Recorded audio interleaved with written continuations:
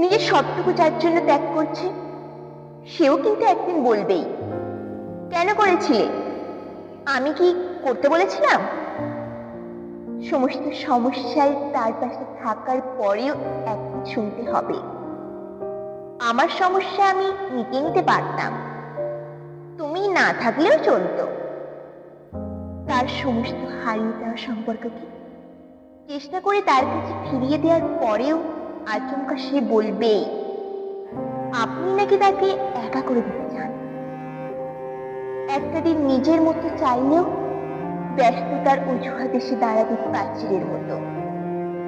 আসলে অনুভূতিগুলি মরে গেলেও রয়ে যায় শুধু যুক্তি আর তর্কের পাহাড়।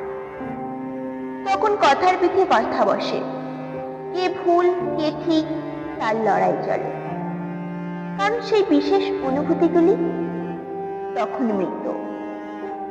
তাই যার জন্য সব ছাড়ছেন, সেও একদিন বলবে স্বার্থপর। সেটা বুঝে নিয়েই ত্যাগ করুন, কষ্ট কম পাবে। কারণ আমরা মুখে যতই বলি এক্সপেকটেশন রাখি না, কিন্তু ভেতরে ভেতরে কিছু চাওয়া তো রয়েই যায়। একটা একলা সন্ধে, একটা নিশ্চিন্ত বিকেল, হয়তো তখনও চেয়ে যাই মনে মনে।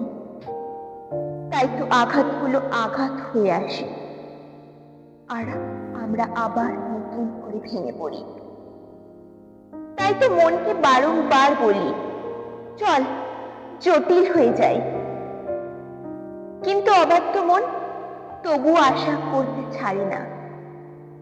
আশা থাকলে আশা ভঙ্গও থাকবে নিশ্চিত। জীবনটা ঠিক পাহাড়ের বাঁকের মতো, অসম্ভব রহস্যময়।